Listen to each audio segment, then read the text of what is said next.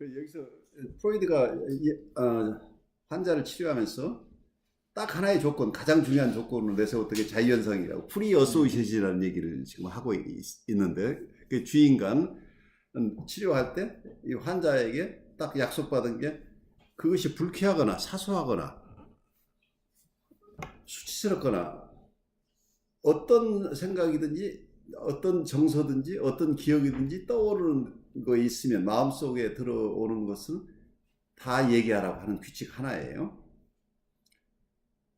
그런데 보통 이게 제일 어려운 규칙이에요.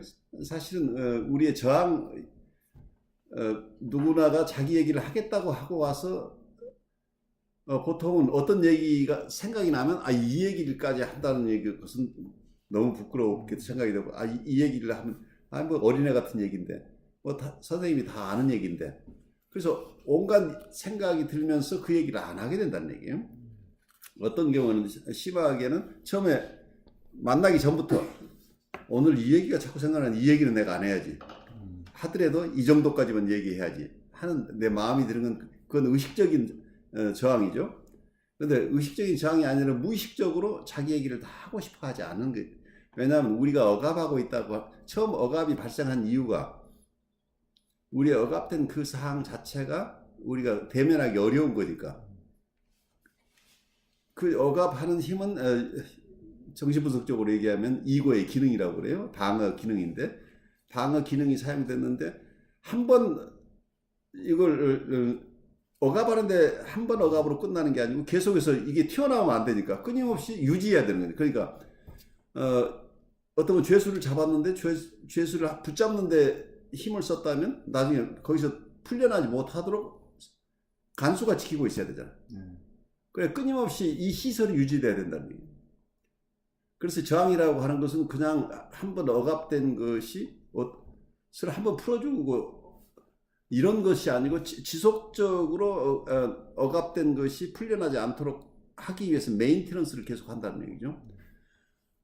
그래서 우리가 상담이나 정신분석에서 어떤 의식적인 얘기들을 하고 보통은 지적인 얘기들을 하잖아요. 지적인 얘기를 하는데 실제로는 정서적인 것들은 대부분 자기 것으로 가져오지 못하는데, 이런 것들은 대부분 억압되어 있는 것들인데, 그래서 자유현상을 지키라고 요구하는 게, 자유현상을 하지 않고 자기가 마음대로 선택해서 얘기를 하기 시작하면, 아니면 또 하나는 상담자가 이걸 얘기하세요 저걸 얘기해서 지시해서 얘기를 하기 시작하면은 자유현상이 안 일어난다. 그러니까 우리가 보통 주지화라고, 인텔렉츄얼라이제이션, 우리 머리로만, 그러니까 브레인 셀프로만 산다. 우리가 경험하는 것은 토탈 셀프 속에서는 우리 정서가 굉장히 중요해요.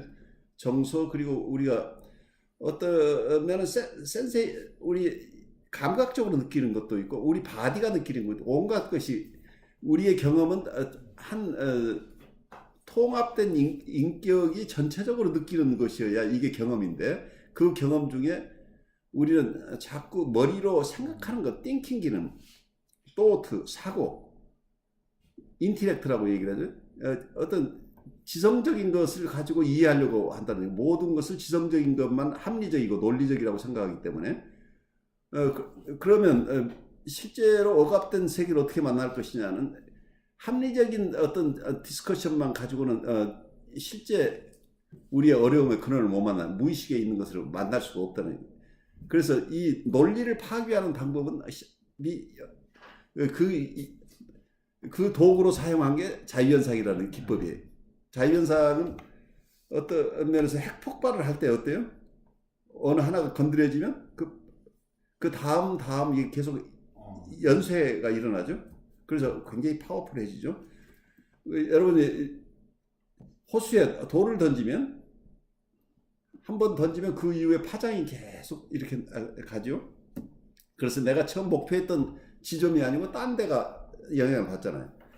그래서 자유현상을 시작하면 처음에는 내가 의식 속에서 A라는 얘기를 했는데, 갑자기 얘기를 하다 보니까 자기 어린 시절 살던 고향 얘기가 튀어나오고, 고향 얘기 하다 보니까 나하고 어디서 씨름을 했던 친구 얘기가 나오고, 그러면서 처음 시작했을 때는 전혀 생각지 않았던 주제가 나오면서 그때 그 애하고 싸워가지고 코피가 났는데 집에 갔더니 엄마가 자기를 따뜻하게 맞아주지 않고 너 그러려면 나가 죽어 라고 했다는 기억이 나왔다고 한다면 이 사람한테는 그 기억이 평소에는 억압되어 있는 기억인데 자기가 의식으로 가져올 생각도 안 했는데 이 얘기 하다 보니까 그 얘기가 나온 거예요. 근데 사실은 이런 어떤 상처나 이런 기억들이 있다고 한다면 이것은 의식에서는 묻어두고 있기 때문에 우리가 그걸 만나는 게 힘드니까 내 부모가 나를 사랑하지 않았다는